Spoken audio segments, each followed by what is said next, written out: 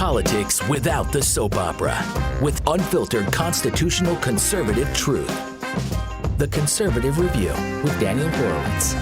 And yes, welcome back, fellow patriots, to a brand new year here at the Conservative Review podcast. This is your host, Daniel Horowitz, back in the house, eager to get back in front of this microphone to continue our daily saga of telling the truth, of standing up for the forgotten American citizens. I know so many of you have been chomping at the bit, just like me, to get back to work.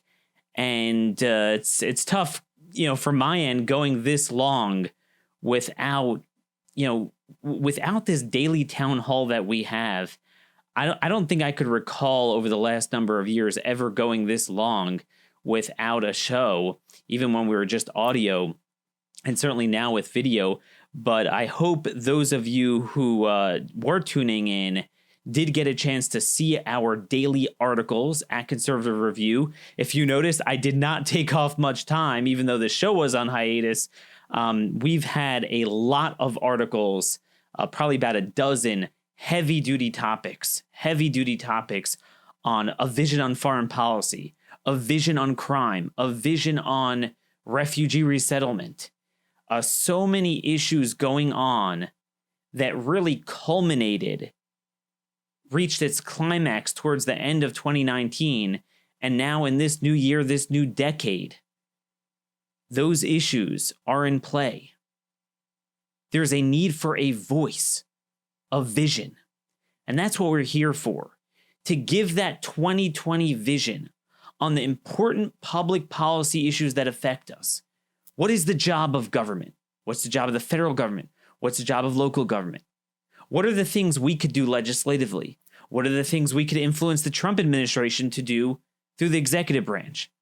What are the reforms that need to be made in terms of properly defining the power of the most dangerous branch of government, the judicial branch? What's going on in the states as a number of state legislatures begin their annual sessions or biannual sessions? These are all things I hope to cover, as well as primary elections, to the extent we have a couple of them, to actually elect a handful of Republicans that actually support values that are alternative to the prevailing elitist views of the political class. And these are all things you're not going to get elsewhere. It's funny. In some ways, I actually enjoyed the last week and a half or so because things were quiet, but the little news there was actually more substantive than it's been for the entire year, because the whole impeachment stuff was kind of on hiatus for a while. So there was a little bit of a national discussion on crime. We're going to get into the stuff going on in New York, but really all across America with these violent attacks.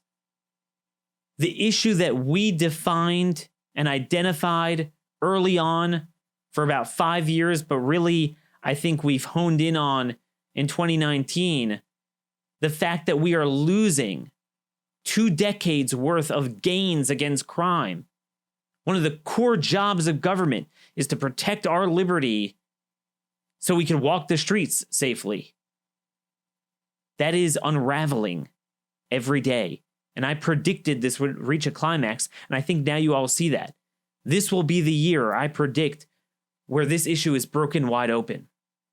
But we need that vision. Who's going to offer it?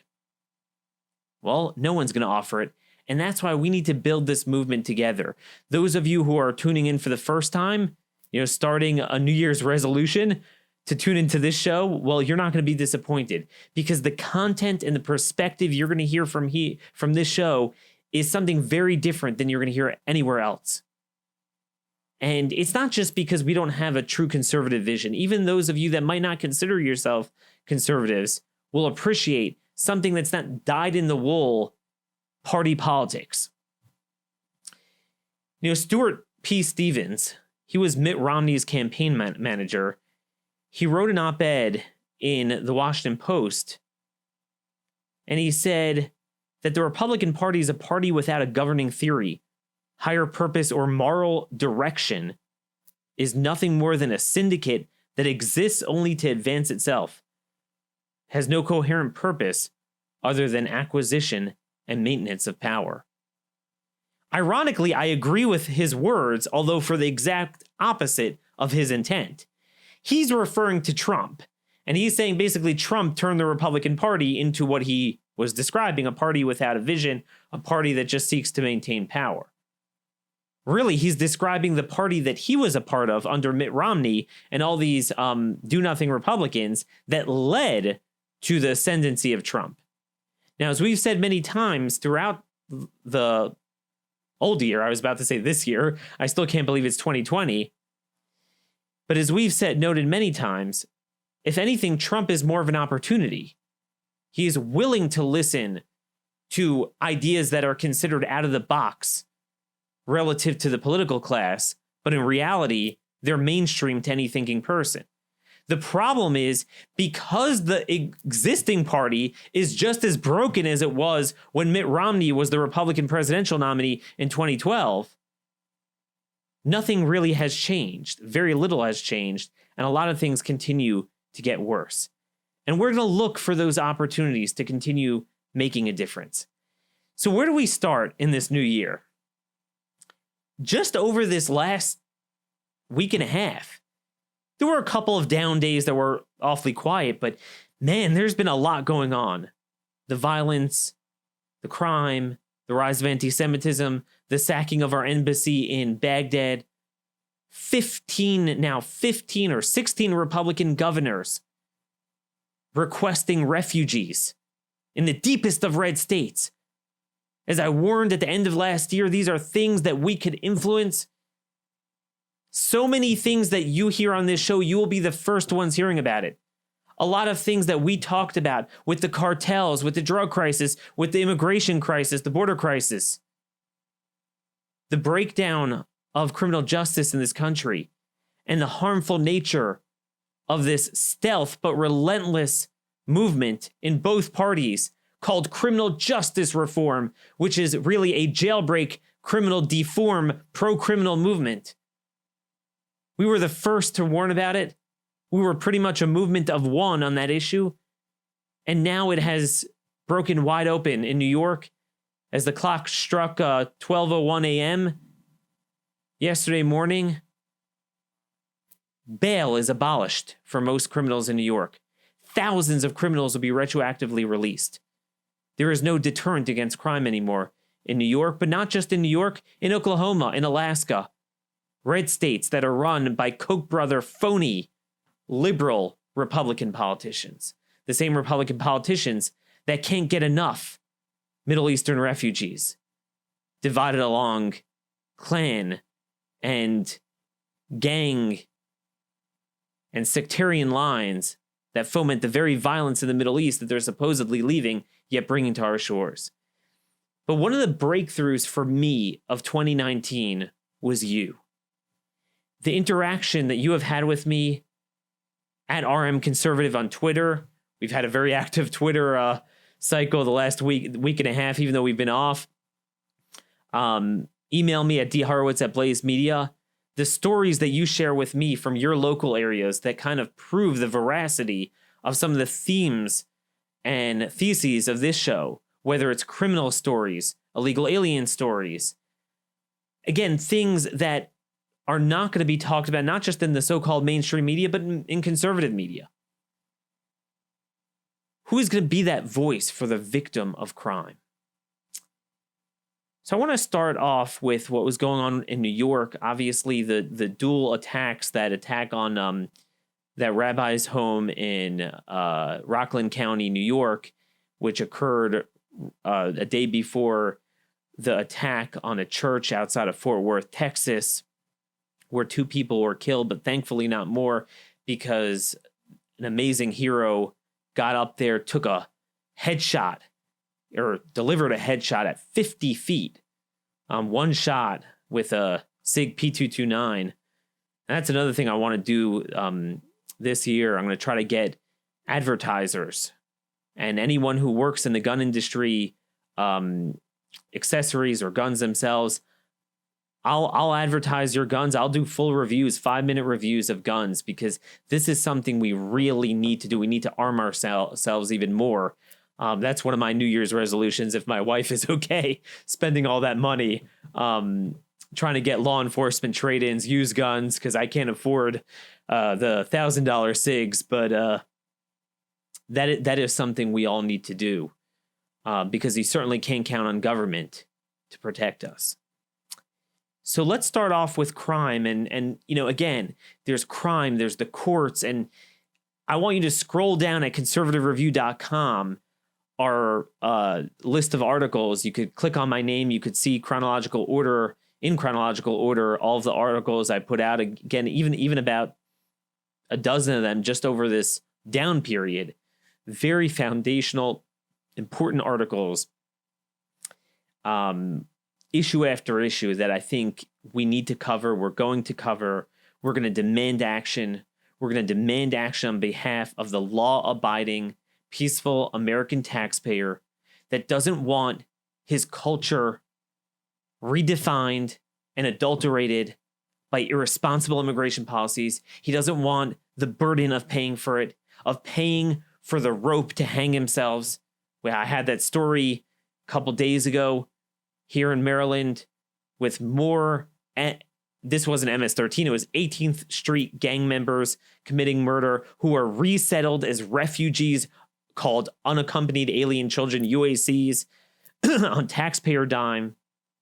And yet these Republican governors are demanding more refugees.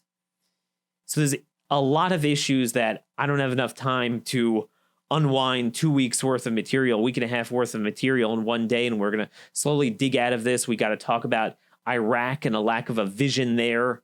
What is it we're doing there? The mistakes we've made there, and we have to acknowledge those mistakes in order to rectify it, not just react to the sacking of the embassy. Oh, let's get a talking point. Trump's better than Obama in responding to Benghazi. No, what are we doing in Iraq to begin with? That's the question we need to answer. Because here we are about civilization outcomes. We're not about ephemeral daily talking points. So crime. There's a lot of discussions about anti-Semitism. So I think a lot of you have seen this. Those of you that paid attention to the news, this really kind of reached a feverish pitch with the Jersey City attack, the attack in Rockland County, and then just all of these daily kind of knockout assaults that are exclusively perpetrated by African Americans living in New York City, Brooklyn, places like that, where these Hasidic Jews are being attacked in particular. And a lot of them, it's now come out, they've said effing Jew or Jew this. So it's not just, a mugging or something like that. So there's a lot of questions about, are we experiencing this dark trend that has been endemic of Europe for quite some time? Has that crept into America? Is there a trend the last year or two or three or four of growing anti-Semitism in this country? I'm actually going to surprise you. As someone who is a practicing religious Jew myself, I don't think fundamentally there is more anti-Semitism than there was before. And I don't say that to minimize the problem. I say that to actually demonstrate it's worse than a lot of people think. But I don't think what is happening now is the result of anti-Semitism.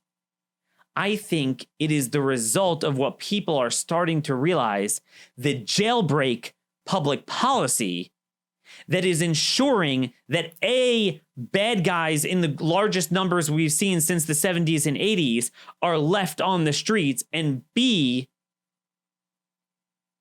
there is less of a deterrent than ever before for new criminals.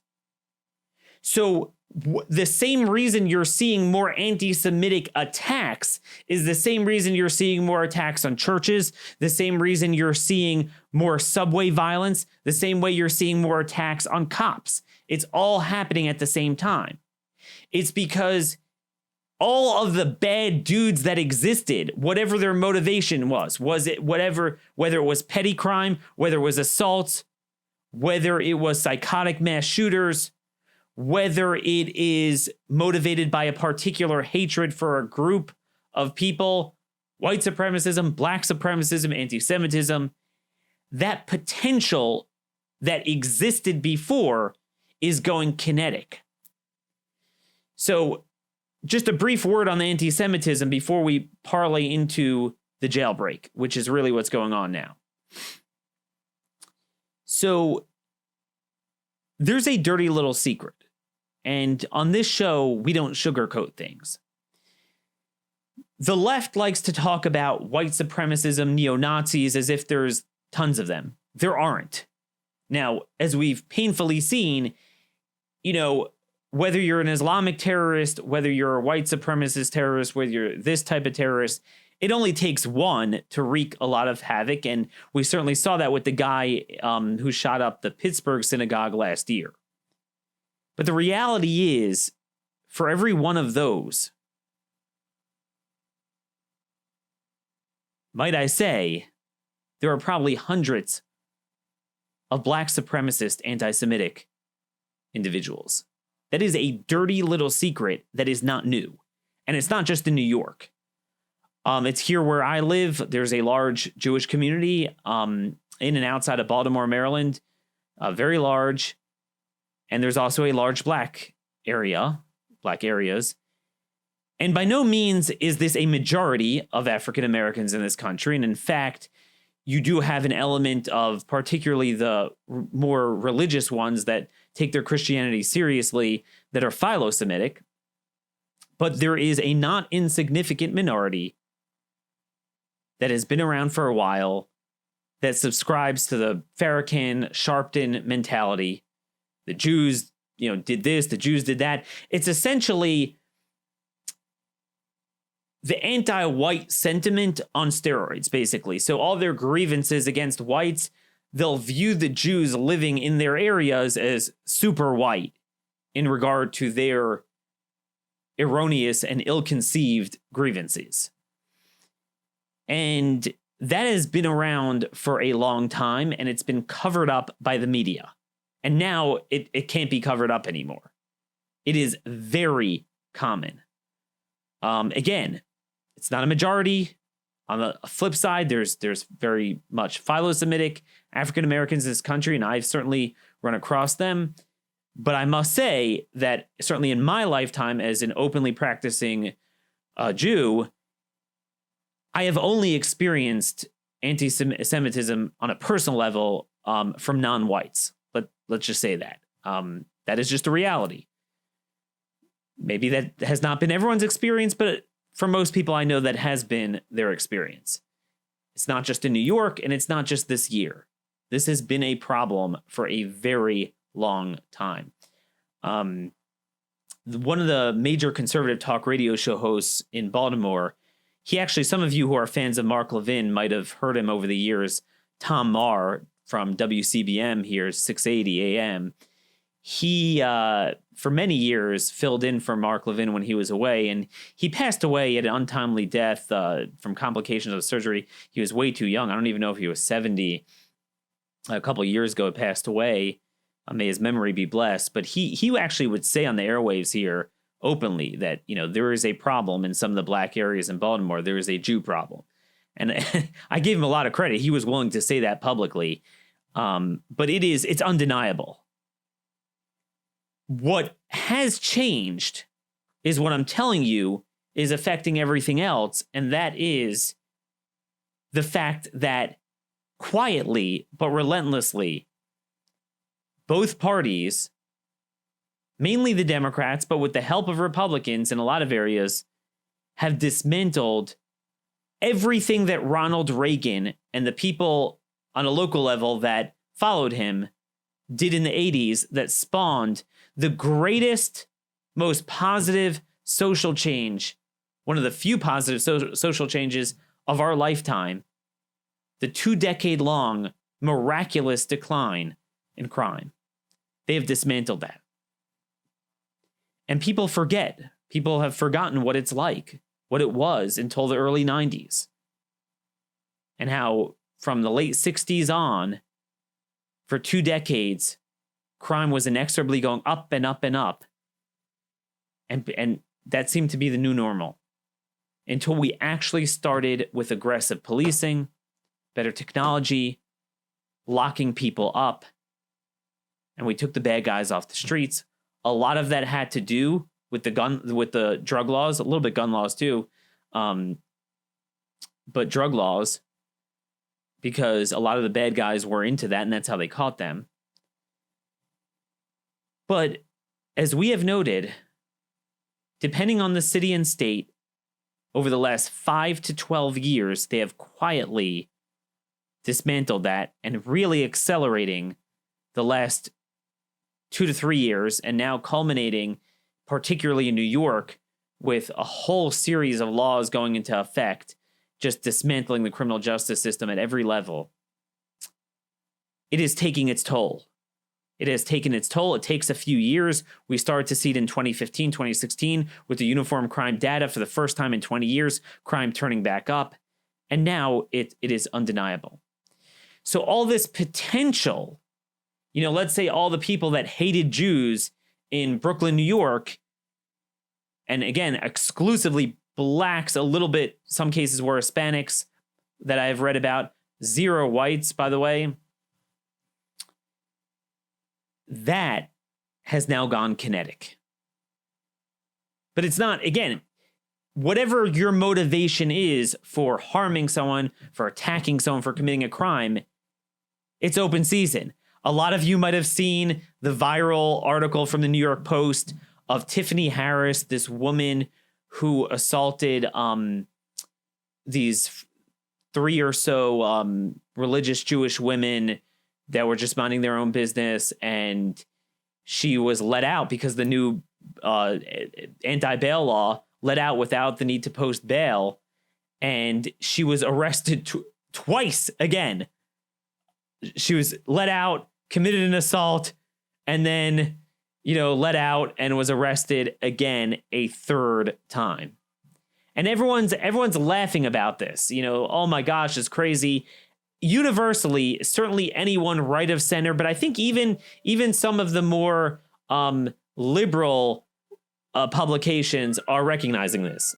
A lot of people are looking at this and thinking, oh my gosh, this is de Blasio, this is Cuomo, this is crazy New York, this is something that's totally unhinged. And I keep telling people, I'm like, do you understand Republicans support this? And people look at me, Daniel, which Republican? Come on, no Republican supports this. I'm like, dude, I have the battle scars to show it. I've been in rooms with movement conservatives, meetings with movement conservatives, where I'm the last man standing giving the Reagan position on crime. Now, what they'll often do is say, well, I don't support going this far. But that's nonsense. They support and give aid and comfort to the underlying premise that we lock up too many people and we have an over-incarceration problem, when we have a woeful under-incarceration problem. And it's one after another. They're pushing and pushing, and nobody is holding them accountable. It was remarkable. The Daily Caller a couple months ago did an interview with that guy who ran as an independent in the prosecutor's race in Fairfax County, Virginia. And the guy was like, he said something to the effect of, I'm shocked that Republicans don't make a bigger issue of this. Well, the reason is because they support it. This needs to be the year where we have a vision on crime. I speak to people in my neighborhood, and that's outside of Baltimore, where it's, we just set the record for highest murders per capita, broke the record from 1993 before the crime bubble popped, of murders in the city. And I mean, I live in the county, but the county also had pretty close to, I don't know if it was a record, but certainly the murders went up in Baltimore County. But people, even here, they're unaware. They're like, really? Because I was telling people about synagogue security, church security. I was just talking about different strategies with that.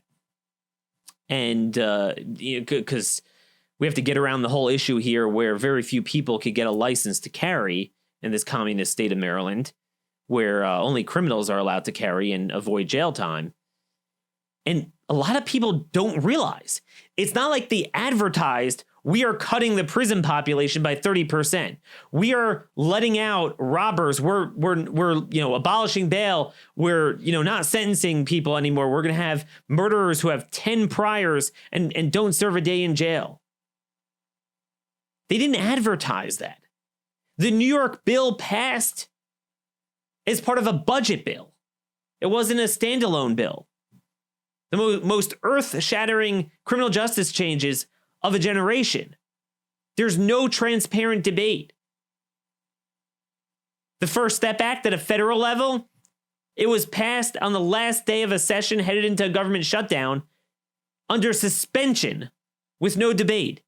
And it wasn't even put on the calendar under name.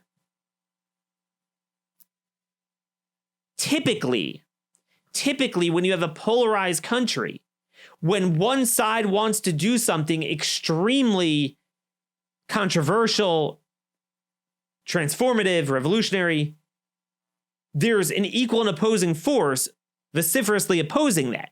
So that banter back and forth generates a relentless and consistent news cycle, and then you have saturation level media on it, and people find out about it, and people weigh in and have an opinion on it. But what has happened is, because we have a unibrow, I got a little bit of a unibrow, so I can relate, a unibrow party where the Republicans and the Republican donors and so-called conservative think tanks and these libertarians support jailbreak just as passionately as Soros and the left do, so they just allow them to do it. Now, I know in some of the deep blue states where it's total one-party rule, the Republicans in the legislature often voted against this, but it's more like, yeah, you guys went too far. They didn't passionately oppose it, and also they don't have power, so there's nothing like a Republican minority without any power. They're usually more righteous. They'll just vote against everything that the left is doing. When they're in power, they'll enable everything the left is doing and downright promote it.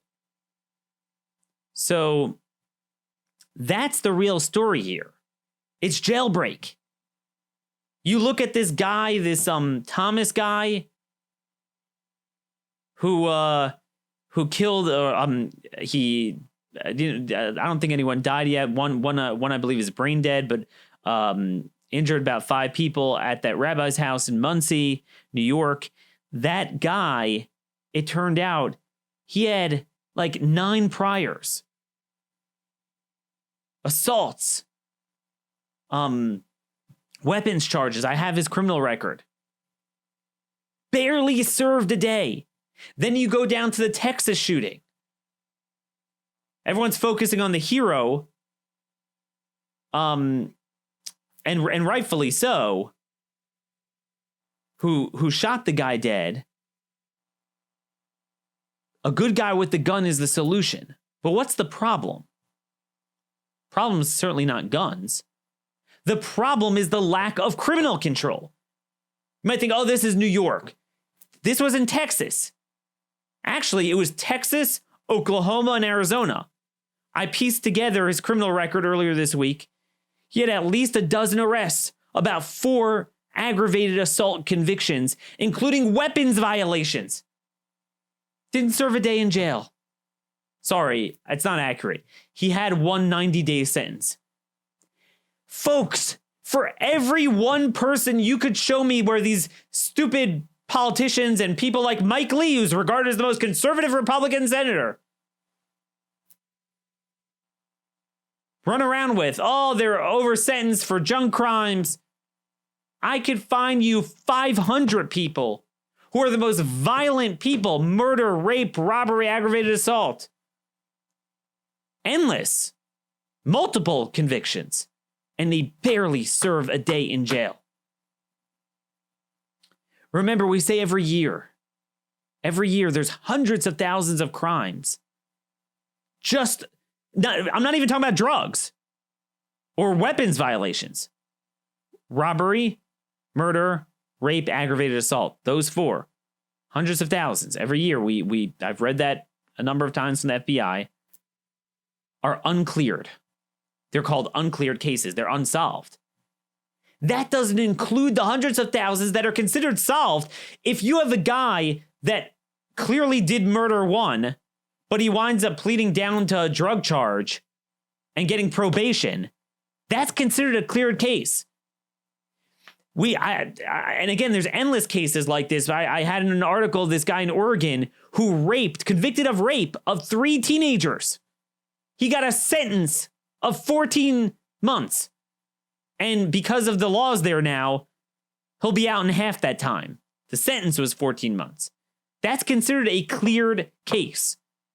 And these schmucks want to look us in the eye and say, we have an over-incarceration problem? Are you kidding me? What planet do you live on? That is the story of what is going on in all these things. Almost every one of these.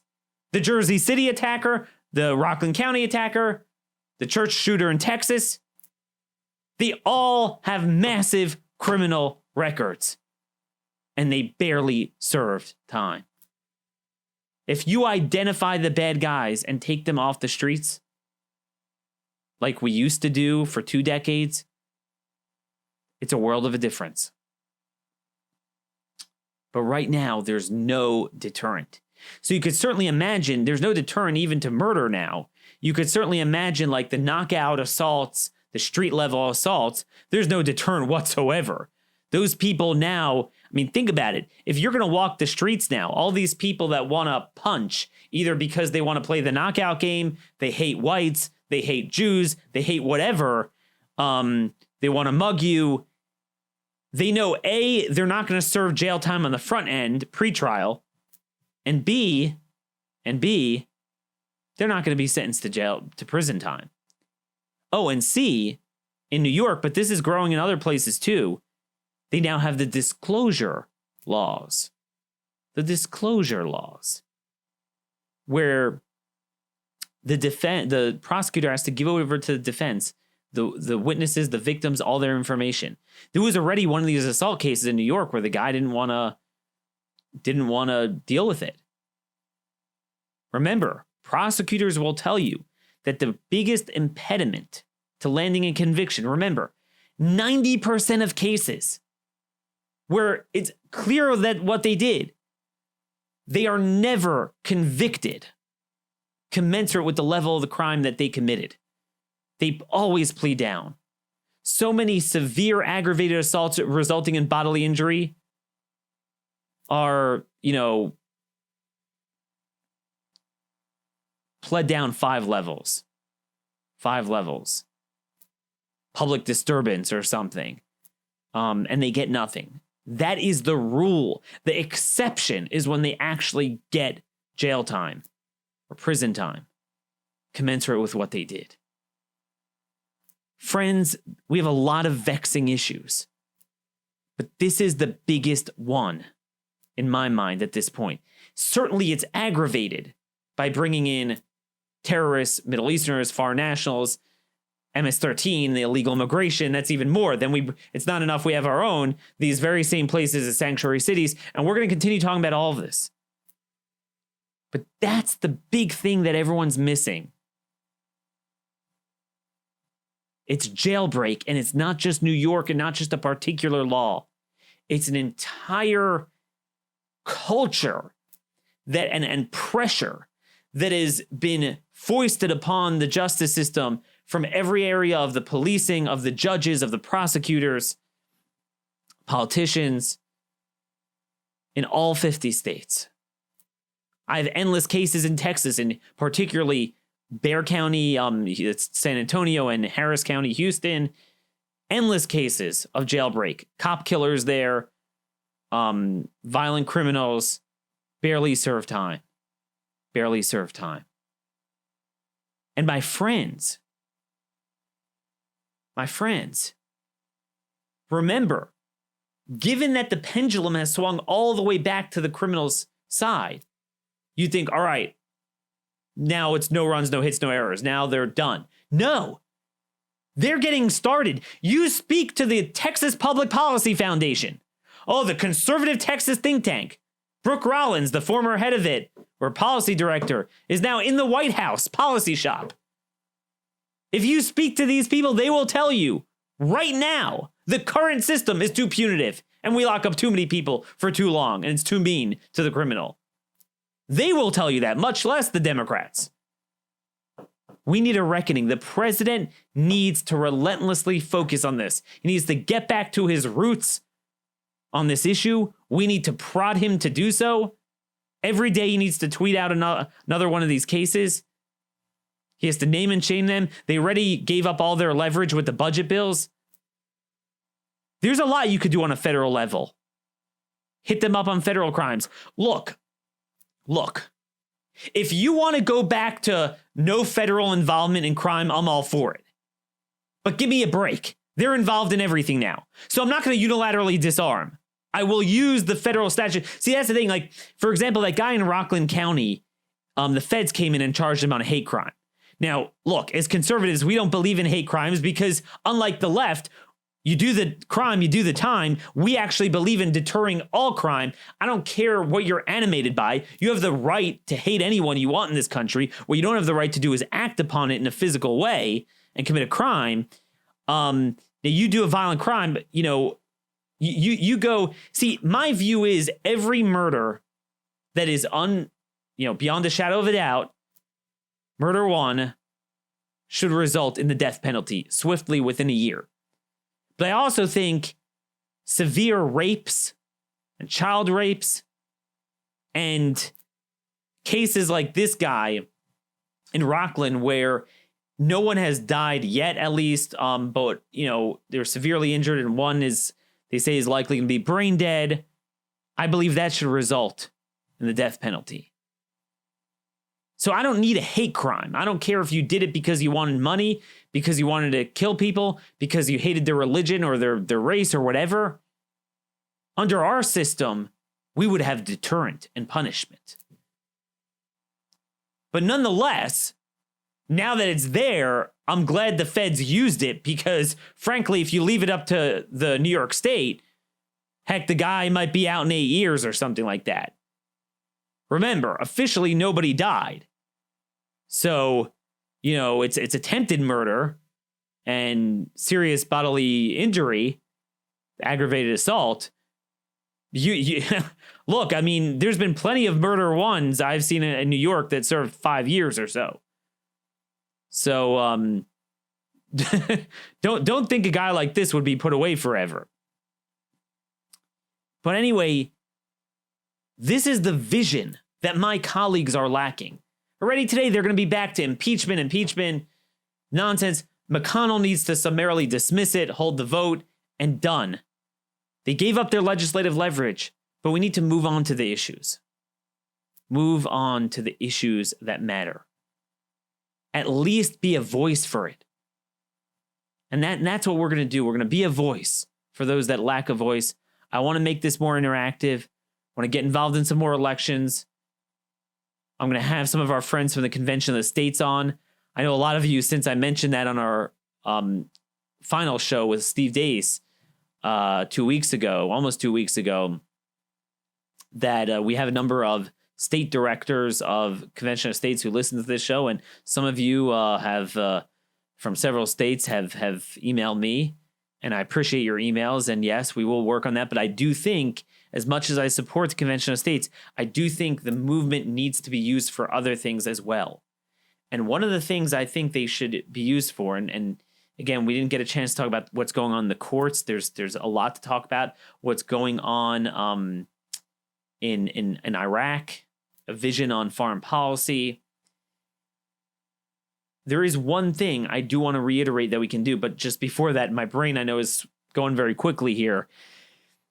I do want to just digress for a moment on the one issue here that I think is important on the courts. Just remember this. While Trump gave away all of his legislative leverage, there's no more legislation for the rest of before the election that's going to matter. Executive actions do matter. There is still a lot he could do with his constitutional and statutorily delegated authority to do the right thing on an enormous array of issues. Because remember, a lot of bad things were implemented executively. garbage in, garbage out. So he gave up his legislative leverage. All he has left now is the executive action. That is where his presidency will be rendered moot if he doesn't finally get on the playing field and meaningfully assert executive power over judicial power grabs. And that's another thing we're going to bang away at this year. So I want to make that clear. That is a vision that needs to be had. I'm sick of the talking point. And we have an article out today vividly using one example of the so-called travel ban, vividly explaining why this bean counting of 160 judges appointed by Trump or, conservative Supreme Court is meaningless. The left is winning anyway, and I explain how and why. Once we agree to their game of judicial supremacy. But I want to get back to what we can do, the big issue we spoke about in December. Refugee resettlement. Here we had a record year of illegal immigration. Here we have record refugees in all but name only from our own hemisphere. Fiscal, cultural, security, cost, enormous to our communities. Yet it's not enough for these GOP governors. There are now 16 governors that have agreed in the deepest of red states. Because nobody is on the playing field. Much like with crime, nobody even knows this ball is in play, that we could make a counterplay, that we could block it. And one after another, in states Trump won by 20, 30, 40 points, they're agreeing. Now the battle moves to counties. Because remember, according to Trump's executive order, let's say the Idaho governor or, the Oklahoma governor agrees to refugee resettlement, you still need that county to sign off on. So the county could reject it. They can't affect other parts of the state, but they could reject it. You guys need to at least contact at least your county commissioners. This gets a little confusing with mayors and city versus county governors. Start with your county commissioners. State legislatures, some of you have asked me about that. From my understanding, they're irrelevant. It's the governor and then county officials. So state legislators do not have any effect. But we put out an article, 16 Republican governors. Kim Reynolds of Iowa, Doug Ducey of Arizona, Kevin Stitt of Oklahoma, Bill Lee of Tennessee, Doug Burgum of North Dakota, Kristi Noem of South Dakota, Chris Sununu of New Hampshire, Gary Herbert of Utah, Pete Ricketts of Nebraska. Let's see what else we got here. Jim Justice of West Virginia, a state Trump carried every single county. Eric Holcomb of Indiana, Phil Scott of Vermont, Charlie Baker, Massachusetts, Mike DeWine of Ohio, Asa Hutchinson of Arkansas, and Brad Little, that's the latest one, from Idaho. Deep, deep red states, with the exception of the few from New England. These are all states Trump carried by the widest of margins. This is what happens when you have a movement that is all about getting on Fox News, that's all about talking points and not outcomes. This is how the left wins, even with Trump in power, even when Trump rightfully issued an order that was designed to achieve a good outcome, and it's backfiring.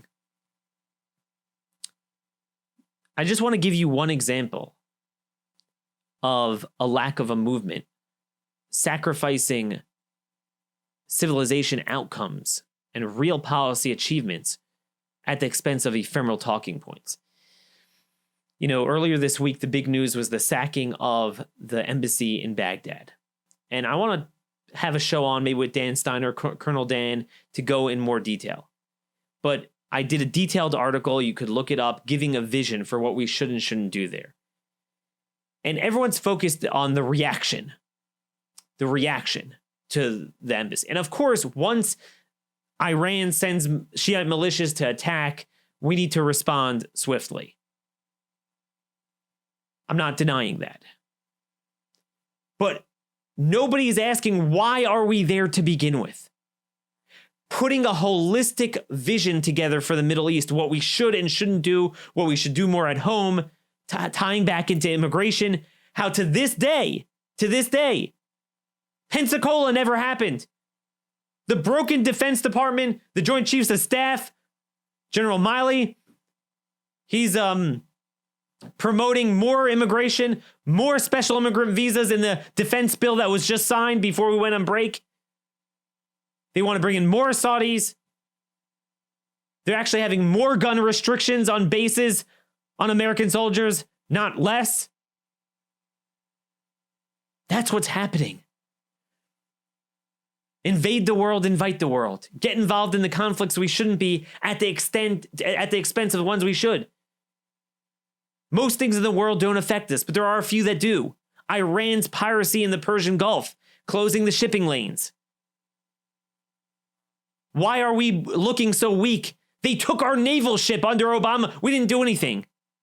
To this day, nothing affects us in the Middle East other than Iran. The Sunnis have no nation state. Most Sunni governments are actually good now. I mean, as good as they could be, except for Turkey. But that's also a lot about immigration. That's all immigration. Don't let them into your country. Don't let them fund the Muslim Brotherhood. It's a Muslim Brotherhood issue. It's a homeland issue. It's an immigration issue. It's not a military and foreign policy issue. Iran is a problem. But because we are in Baghdad, helping, why are we there?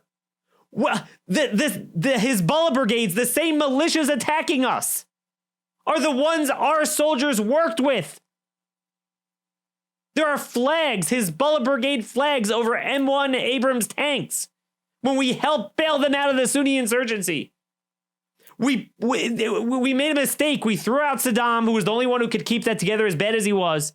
We empowered Iran because the Shiite majority, Baghdad's always going to be run by the Shiites. So not only are we attacked by the Iranian Shiites, but then the Sunnis get pissed off and attack us too.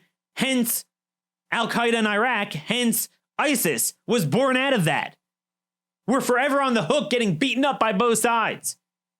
So right now, we are not countering Iran in the theater where we can with the means that, as Colonel Dan always says, speaks to our strengths, which is our naval and air superiority. Quadrant off kill zones in the Persian Gulf that you cannot step. We could do that tomorrow. The reason we don't is because we're involved in the land nation building of the Sunni tribes and the Shiite tribes in Baghdad. So ironically, everyone's like, oh, all these phony hawks are like, oh, we need to counter Iran and Iraq. No, you idiots. We're helping them. And then we're caught there in such a precarious way that now that was the whole thing. We're scared of them attacking our bases, and they did. That's how this whole thing started. They launched rockets at the base in Kirkuk, and we retaliated, and then they went and attacked the embassy. That is why the Trump administration has held back from countering Iran in the theater where we need to counter them and where we can. And it doesn't cost much. Use our naval and air assets. Anything on land is tribal warfare. We shouldn't be involved in that. It's not an inherent anti-land war thing. It's just that it happens to be there's nothing to do in any of these countries. It's so counterintuitive. But anyway, I want to go through that in more long form. But why am I talking about that? What I noticed was, what was the conservative Twitter sphere, conservative blogosphere, conservative Fox News talking points? See, look at the difference between Trump reacting, sending in the Marines versus what Obama did in Benghazi. It's true. I don't disagree. But that's not the point. That's a talking point. Give us a vision. Give us a 2020 vision. Not just the year 2020, but a crystal clear policy vision of what we should be doing in the long run. Stop reacting. This is what technology and social media has done to us. We just react on a daily basis to a given occurrence, current event. Oh, this is this. Obama did that. And some of it might even be true. Some are BS talking points. Some are real talking points. The juxtaposition to the reaction of Benghazi is true. He responded appropriately, sent in the Marines. But the bigger question is, what is a conservative foreign policy? What's an American foreign policy? What are we doing there? How is it not harming us? Not just that we've wasted, we have nothing to show from Iraq other than 5,500 dead, tens of thousands wounded, many really severely, limbs missing, PTSD, permanently disabled. We have nothing to show for it other than the empowerment of Iran. And 200,000 Iraqi refugees we've brought in, equally divided between Sunnis and Shias that often clash on our soil. Think about that. That is the vision for which we need, or that is the issue for which we need a vision to solve. Stop with the talking points. So those of you that are tuning in for a new year, I hope you got a little bit of a flavor of our style, our substance, what we want to cover. There's so many opportunities in this year. But I need you to help. I need you to take this to the next level. In order to get more advertisers, like I said, I want to do gun reviews. That doesn't work so well over audio. I need you to go to YouTube. I know a lot of you guys hate YouTube, but I need you to go subscribe to the Conservative Review YouTube channel. Like our videos, drop a comment if you'd like. In addition, go to conservativereview.com, tweet out our articles, Facebook them. Email me at dhorowitz@blazemedia.com. Stories that you see that are being missed, that are important. I can't cover everything, but it has been very helpful. I'm sorry if I haven't always given credit. I get tons of emails, but some of you just know it means a lot to me. I've done a lot of stories based on articles I wouldn't have seen otherwise and stories that you guys have sent me. So you're welcome to email me anytime. I try to respond as much as I can. I can't always guarantee it, depending on basically where I am, if I'm at my computer at that moment. But basically, feel free to email me, tweet me at rmconservative, and send this and all of our shows to all of your relatives and say, look, this is something new. Certainly if they're conservative, if they don't consider themselves conservative, this is something different. And we're going to talk about healthcare. We're going to talk about the debt and what we can do about it. We're going to talk about the proper role of government. What's the role of the 3 federal branches? What's the role of states and local governments versus the feds? There's certain things, most things should be done at a local level, but there's certain things the federal government does need to do, and they need to do well. National security, the border, and local government. Crime is the most important thing to deal with. Public safety. And that is the thing that is being dismantled. This, I hope, is going to be the year that we launch the counteroffensive to pursue true criminal justice reform for victims of crime, for law-abiding taxpayers, and for law enforcement. And I call upon everyone who has a voice or a stake in that to come join our movement.